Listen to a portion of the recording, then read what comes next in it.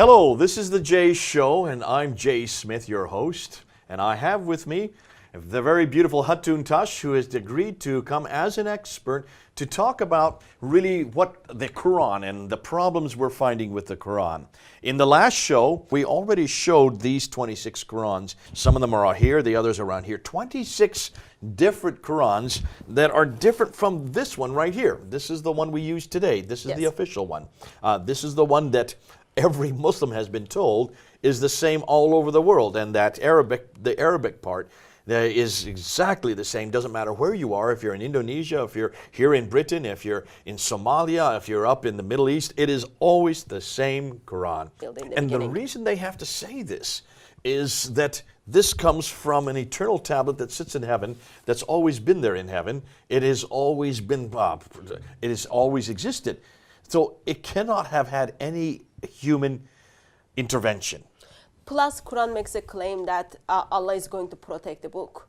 So if Quran has been changed, has been corrupted, then it puts Allah in a situation that Allah wasn't capable to keep His word. Oh, okay.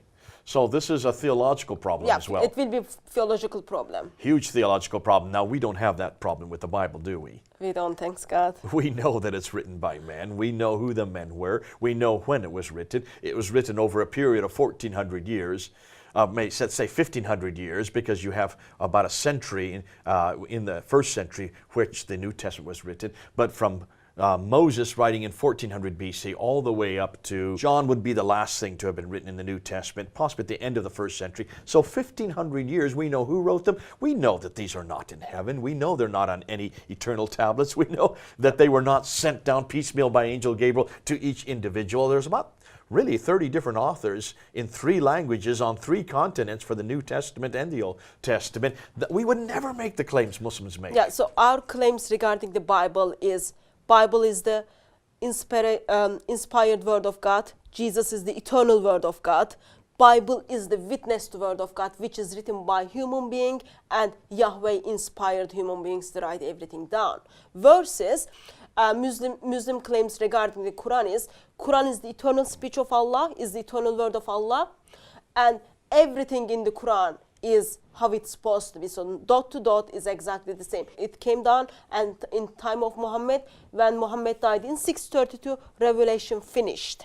So they've put the Quran on such a high pedestal. It's way up here. It is above criticism. It's above human intervention. It has to remain sacrosanct. Inimitable is the word they love to use. Can you see then why no one dares say that maybe there might be human intervention? If you begin to intimate that, immediately you're going to get an awful lot of angry Muslims, are you not? Yeah. Not Christians. That can be understandable, though. Because our Bible, we know our Bible does have interventions. We know that it was written by men. We know that it got changed at different places, but we know exactly where the changes are. Yeah, as we talked about, we can get the critical edition version of the Bible, and then we can see all the comparison done with the manuscripts. Yet, 2017, we don't have the critical version of the Quran. Okay, now let's back up. Let's say, when did this whole thing begin? When did this idea that the Quran was compiled by Uthman, where did that come from? That idea that it was put together by this caliph means a king, who had the control over that part of the world at that time.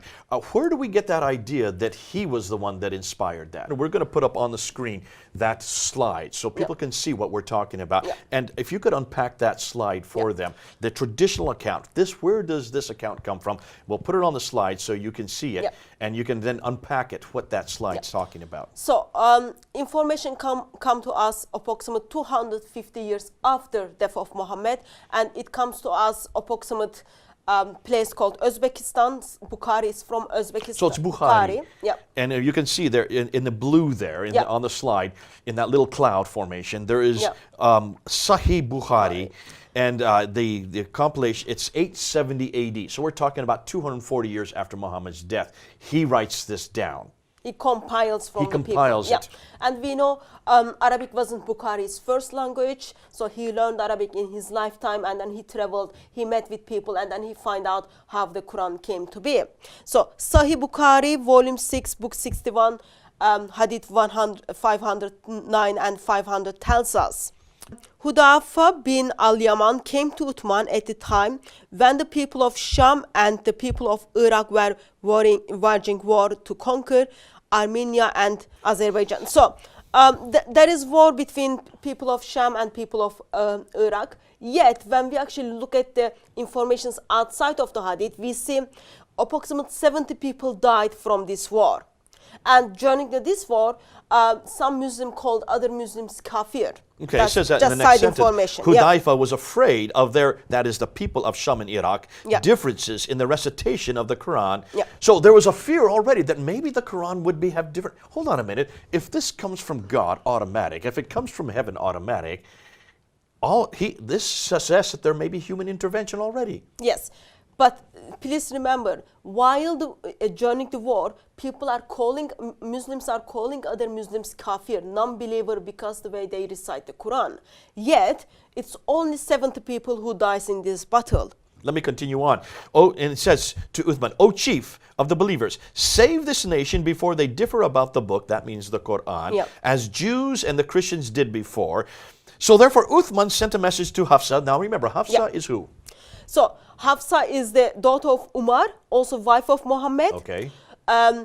But they sent people to Hafsa because time of Uthman, there is already one complete Quran. Time of Abu Bakr, there was one complete. From the time of Uthman, he already had a complete Quran, which was given to Hafsa from Abu Bakr. Okay, so at the From time Umar, of Abu sorry. Bakr, Yeah. 632, 634, a Quran had been compiled by Zayd ibn Thabit, Yeah. and that was given to the wife Hafsa. So- She put it under her bed, according to tradition. Yes. So that's what it's referring to. Yeah, so Go to Hafsa, he says. Uthman is sending people to Hafsa to get that That compiled Quran. Quran. Let's move on. Send us that manuscript of the Quran so that we may compile the Quranic materials in perfect copies and return the manuscripts to you. That means to Hafsa. Yeah, so hold on a minute. That tells us while there was a Quran exist in the time of Hafsa, with Hafsa, still that Quran is not perfect. So approximately 20 years after the death of Muhammad, they are trying to bring a perfect copy. Why could they just use Hafsa's? Why can't it be the official one? That's not perfect. It already tells us there is a problem with So people. you're saying also that there may have been something wrong with Hafsa's copy. If it was Hafsa's copy, all right, then they would burn everything else and then use the Hafsa's And copy. we can see that Yeah. because what we're going to read next. Yeah. Hafsa sent it to Uthman. Uthman then ordered Zayd bin Thabit, Abdullah bin Zubair, Said bin Al-As, and Abdurrahman bin Harith. So there are four others, bin Yeah. Harith bin Hisham. So there are four others, along with Zayd bin Thabit. Remember, Zayd bin Thabit is the one that wrote the one that Hafsa had. Yeah. He was the one that wrote it way back 20 years earlier in 632. Yep. So this is the same Zayd ibn Thabit. We know him as the scribe or the secretary of Muhammad. Yep. Here he's asked by Uthman to take that copy on three others, Zubair, Alas, and Ibn Hisham, Harith Hisham. Yep. There to then, what does it say next? Let's read. To rewrite the manuscripts in perfect copies. All right, so just copy it like a photocopy over and over again. But wait a minute. Uthman said to the three Qurayshi men, in case you disagree with Zayd ibn Thabit on any point, then write it in the dialect of the Quraysh. The Quran was revealed in their time. Hold on a minute. If you're just copying, how can you disagree?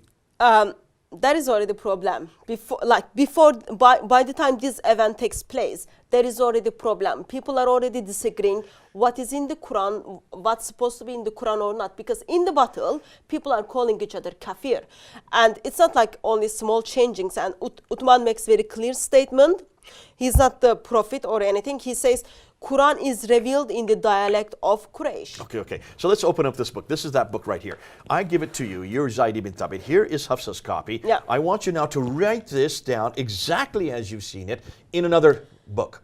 I can't do that. Why not? Because there is already a problem with this written Quran. People are already disagreeing with what it is written. So that there is a reason these four people come together to make one perfect Quran. Okay, then it says, if you disagree. Yeah. So the assumption is there's going to be disagreement. Yeah. Write it in the Qurayshi dialect. Yes. Okay, help me here. Qurayshi dialect. Dialectical differences in Arabic require what? Vowels. They require vowels. Yeah. There are only three vowels, really. Yeah. There's long and there's short of them, but there is the dhamma, which is the Yeah. u sound. Dhamma, There fatha. is the fatta, which is the sound. Yeah. And there is a kasra, which is the e sound. Yeah. The dhamma and the fatta are put above the letter. The kasra is put below the letter.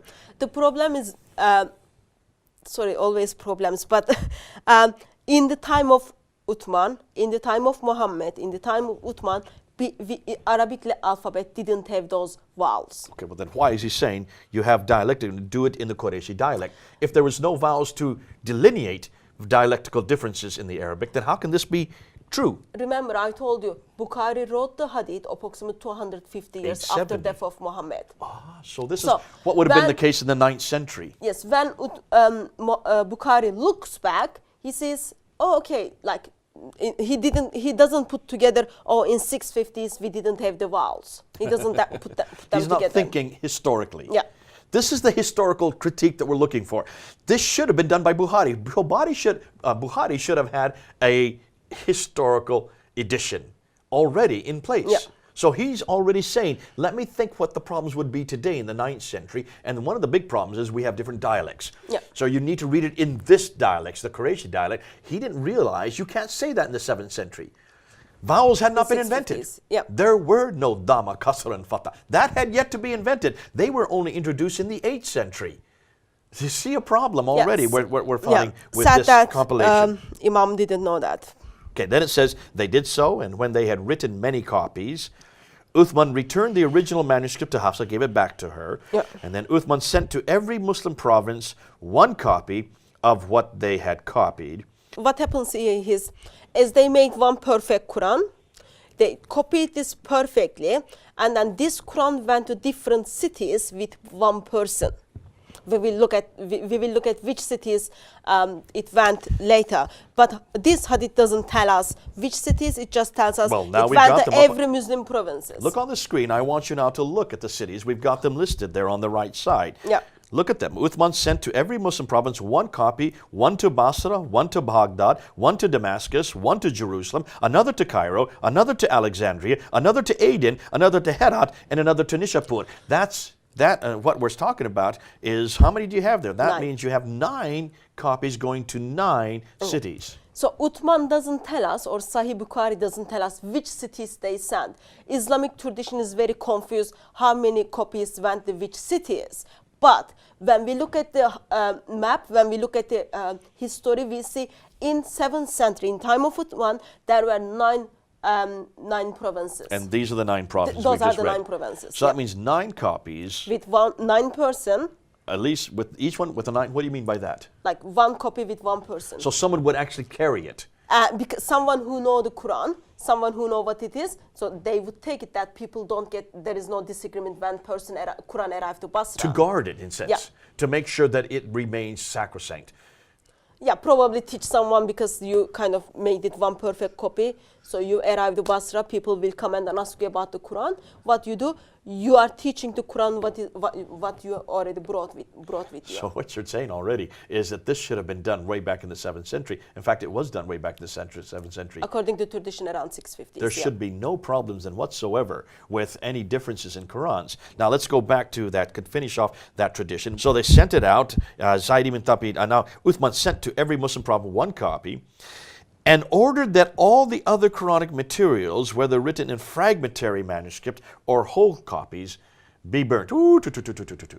I think it is This one is of the hugely saddest things in significant. Islamic tradition. If you authorize to make one perfect Quran, Yeah.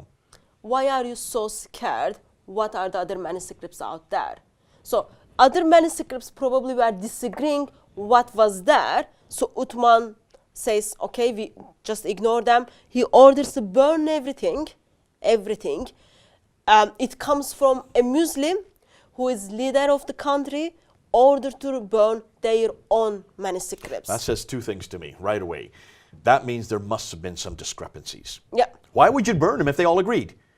Proving the very reason why they Uthman had to bring Zayd ibn Thabit, Harith, Alas, and Zubair, all the 4 of them together to rewrite that copy that was Hafsa's. Obviously, there was discrepancies. Otherwise, why would you take all the remaining fragments and burn them? Yeah. So now we have, everything is like this. It's like an upside down pyramid. We have one original Quran now that's created by Uthman that should be exactly the same, right? The problem is, let's take a look at the Bible. The Bible, we don't burn any of our manuscripts. We were burned for our manuscripts. Okay, they were burned by others. non-Christians order Christians to burn their manuscripts, or Christians get to burn for their manuscripts. The Edict of Diocletian in 300 did just that. The Romans burned our manuscripts, and we had thousands of manuscripts burned. But Christians, can you tell me any place that we have destroyed or burned or thrown away any of the biblical codices or manuscripts? No. Do you know of any occasion where that happened? I don't know. The strange thing is it is coming from the people who are the leading the country, who are the governing the country, and they are Muslim. They are in the power, with using their power to say, okay, now we are going to burn every manuscript which is outside this perfect Quran. Now, Muslims have always said to me that you have many, many, many Bibles, and there was one Bible that was chosen. I get the story all the time. At the time of Constantine in the 4th century, about 325. And in fact, at the Council of Nicaea is where they always say it. In 325, in Nicaea, they put on a table like we have here. They put 200 Bibles on. And then they started shaking. Have you heard this story? They shook until they all fell off. And the one that remained is the Bible that we have today. I've heard this for 35 years. Gospel stays on the thing. This is the one that we use today. Interestingly, it looks like that story that Muslims are creating actually is very similar to what we're getting here. There was no table and no shaking. Yeah, they are just putting their tradition on Christian history. In Christian history, nothing happened. Nothing such the story you told happened. In fact, the Council of Nicaea had nothing to do with canonization. The Council of Nicaea had to do with Arianism, had to do with actually what Islam follows, the fact that Arianists believed that Jesus was nothing more than a man, like Muslims believe. And Athanasius confronted Arianism. That's why the council was created, and that's what it argued. So it has nothing to do with whether a Bible was created or when the canon existed. But now we're talking about the first canonization. And canon means when the original Quran was finally formed. Now, here's the second problem. Okay, so you throw out all the manuscripts because they all disagree. Yeah. I would like to have known where they disagree, wouldn't you? I would like to know why is it that if there are any corrections, what's going on here? Wouldn't it have been better if he had preserved everything so that today we could look at all of them, like you see the ones we have on here, and that one disagrees with this one, disagrees with that one, disagrees with this one, so that we could actually look at them? If you think like this, for example, Jay, in the 1st century, people wrote the Gospels. They wrote letter to one another. Yeah. In 2nd century, people wrote Gospels. They wrote letter to one another. Yeah. Bible has been seen by people, for example, New Testament, as this is the Word of God, this is the continuation of the Bible. And then we've got 4 Gospels, 4 biography of Jesus is in the Bible. Yet we've got lots of writings outside of the Bible, which is not canonized, which is not seen as this is the Word of God. But we didn't burn them. They are accessible to everyone. Even though we had the biographies of Jesus, which not agree what is in the Bible, yet we kept them. We kept them. We didn't even destroy them. The Gospel of Thomas, the Gospel of Judas. If you look at the Sinaiticus, the Sinaiticus manuscript that is here in the British Library, at the back of it are 2 extra pieces of literature, the Epistle of Barnabas and also the Shepherd of Hermes. These are 2 authoritative books. They're not canonical. They're not part of the canon. They were not part of the original Bible, but they were included because they agreed with the biblical text. So we didn't burn them, or we didn't order people to burn them. So still they exist and accessible to everyone. Yet, Quran, which is the eternal word of Allah, a caliph who never met Allah, who never met the angel, find authority to burn the word of God where people wrote in the manuscripts. That's fascinating. So here you're talking all kinds of human intervention. This is what we need to know. This is how you find a critical edition. You look back and see where humans have intervened, where humans have changed, where they've ejected, where they've omitted, where they've rescinded, where they've added, where they have taken away. That's exactly how you come to a cross and how you get to a critical edition. So we're doing that right now between us just by reading their own text. This is nothing you wrote, Hatun. This is nothing that I've written. It comes from Sahih Bukhari. It's from Islamic sources. Sahih means perfect. There's no error. True, reliable. So this is the best they've got. And then it goes on and says, they burnt down the ones that didn't agree. They sent the others to all the province. We know there's 9 provinces. Then Zayd ibn Thabit added, a verse from Surah Azab was missed by me when I copied the Quran, and I used to hear Allah's apostle reciting it. So we searched for it and found it with Khuzaimah ibn Thabit al-Ansari. And that verse was, among the believers are men who have been true in Surah their covenant with 33, Allah, verse Surah 23. 33, ayah 23. Yeah. So here, hold on a minute. Here is Zayd ibn Thabit, the man, this is not Muhammad, this is not the Caliph Uthman, this is just a scribe, a secretary. Say, oh, wait a minute, I remember another verse that I remember the Prophet saying 20 years ago. Yeah. I don't know where it is, so he starts looking all over for it, and he comes across this one man who remembers it. Yeah, but the thing is, so that verse probably wasn't in the Hafsa's Quran. Because if it was in Hafsa's Quran, it would be copied. Or if it was with the people who were in the committee, who were on the table, were discussing what needs to get into the Quran or not. None of those people remembered. And then he just gives us one name and then tells, oh, I remember this person remembered, and then I put it in the Quran. Oh, wait, one name. One person. What are you supposed to have in order to have something that's authoritative in Islam? 2 people, You minimum. need to have 2 witnesses. In fact, there are some Muslims that you know today that will not accept Surah 33, Ayah 23, because it only has one witness. Yeah, and same thing for the Surah 9, verse 128 and 129. Surah 9, verse 128 and 129 also only have one witnesses, and they throw those 2 verses out, plus Surah 33, Ayah 23, because it only has one witness. Actually, and we know that because it's right here in Sahih Bukhari. Yeah, actually it's worse than that, because if we read certain passages, hadiths, it tells us Surah 33, which is the surah which is mentioned here, it was as long as Surah Baqarah, as long as Surah 2, which is the largest one in the whole Quran. 296 or 76 verses. I'll look it up right now. Go ahead. Keep speaking while I look it up. It's approximately 213 verses is missing. So Surah 33 we are reading today is only 73 or 76 verses, yet Surah Baqarah is 296 verses. Only 73 verses of 286 verses. 286 verses. So approximately 213 verses of this. Yes, Surah 33 was as long as Surah 2, 286 so we're missing verses. quite a few verses here. 213 verses is missing. 213 verses are missing. Ouch, and we are ouch, grateful. ouch. We are grateful that Sahih Bukhari said this. Yeah, Zayd bin Thabit, remember, oh, there was one verse, let me add it to there. So otherwise it would be 214 verses. Now we're pulling up an awful lot here, Hatun. We've gone through already that there are some real difficulties. We're already with the readings. We're already going into, and that there are already differences because of the Battle of Yamama. Yeah. People were dying, and therefore they had to write the first Quran. Now we've come to the time of Uthman 20 years later, and now Uthman has to rewrite it again. So he gets the format. The man that wrote the Hafsa's copy had the Hafsa's copy in front of them. They rewrite it. If there's any disagreement, we find out that they're going to have to use the dialect of the Quraysh, which you now know and I know could not have existed in the 7th century. But it gets even worse than that, because now we're finding out that after they did compile these 9 copies, send them to those 9 cities, those 9 provinces, then he says, take everything else and burn it so there's nothing that will incriminate Uthman or Zayd ibn Thabit.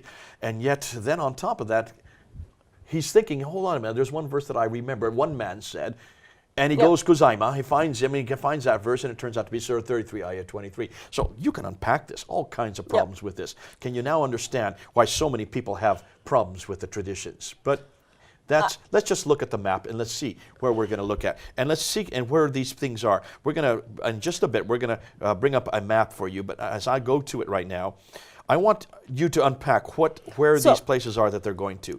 And let's just take a look at that map. As we looked at the Hadith doesn't tell us which cities, which provinces Uthman sent the Quran. We don't know. And Islamic tradition is kind of in-house debates. No one knows exactly where are those cities. But history tells us there were 9 provinces in the time of Uthman. Okay. So some of the commentaries talks about this, and then they give us only 4 places. Okay. They give us only 4 places. If you look at the map, so there is one Quran in Medina, Zayd bin Thabit. Okay, this is one here. I'm just make a circle around it. Okay. Yeah. And then we've got one Quran to Basra. Okay, that's this one right here. Yeah, by Amir ibn Abdul Koyas. And then we've got we've got one in Kufa. There's Kufa. There it is. Yeah. So these are both in what would be today Iraq. Yes. The southern part of Iraq, and up Kufa is closer to Baghdad. Yeah. Okay, those. And then one to Damascus. Okay, and that's the Damascus way over here. Yeah. Okay. So now we kind of see from the traditions. Tradition tells us, okay, this person take the Quran there, and then we know, for example, when the Zayd bin Thabit died. Okay. Or we've got other traditions. They tell us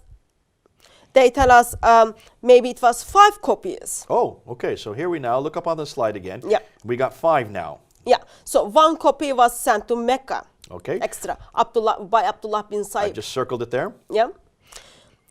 Plus the other 4. Yes, plus the other 4. So now we've got a 5th one that's been added to the other 4. Yeah. Okay. And then we get this information from As-Suyuti or Ibn Hajj.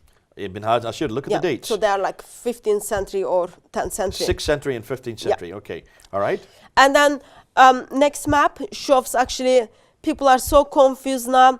Was it 6 copies? Was it 7 copies? They don't know. So in this map, so we've got the 4 originals, which talks about Basra, Kufa, Damascus, and Medina. And then we've got the Mecca one. Okay. And then someone says, oh, there is one Uthman kept with himself. So he has the personal copy.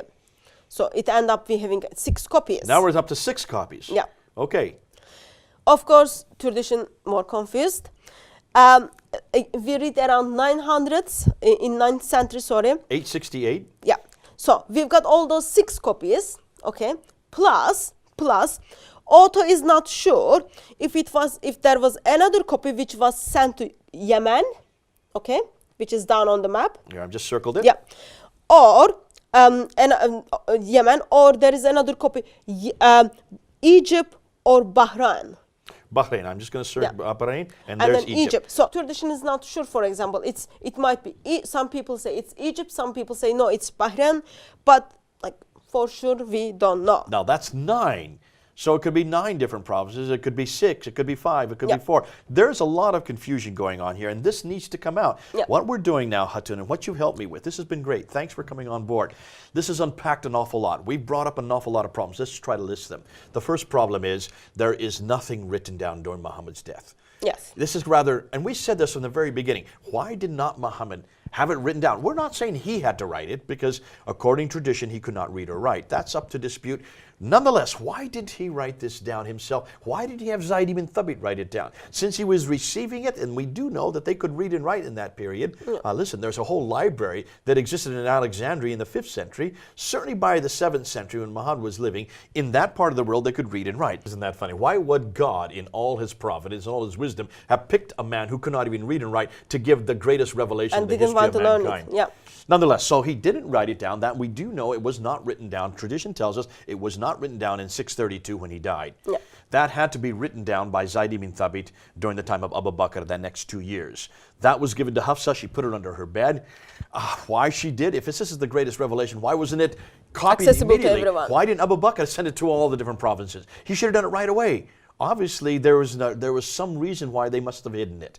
So 20 years later, roughly 20 years later, Uthman comes to power. He realizes there's a problem, that there are now different Qurans. And I think the reason why is they didn't have Hafsas to look at. So that's why he then gets Hafsa's Quran, gives it to Zayd ibn Thabit along with 3 others, and they rewrite the Quran. We've got a real problem here. We've seen now that there are not only 9 that were finally written and sent to the 9 provinces, Basra, Baghdad, Damascus, Jerusalem, Cairo, Alexandria, Aden, Harat, and Nishapur. So those are the 9 that we should have 9 today. So we're going to unpack that. What we do know is that when these were then finally, these 9 were written, sent out to 9 countries with people to take them and to hold them and to make sure that they don't get disturbed or deranged or changed, and then we find all the other material is burnt, destroyed. Yep. And yet there's still one verse that he hadn't come across. Hatun, this has been great. It's been terrific. We need to wrap it up here because we're going to now come back to the major problem in the next series. And that is, now let's look and see whether or not they really have continued, those 9 copies did continue to be the exact same even today. God bless you. It's good to have you here. Thanks for joining us. Continue to come with us as we now unpack these 26 Qurans in the next segment. This is Jay then, over and out.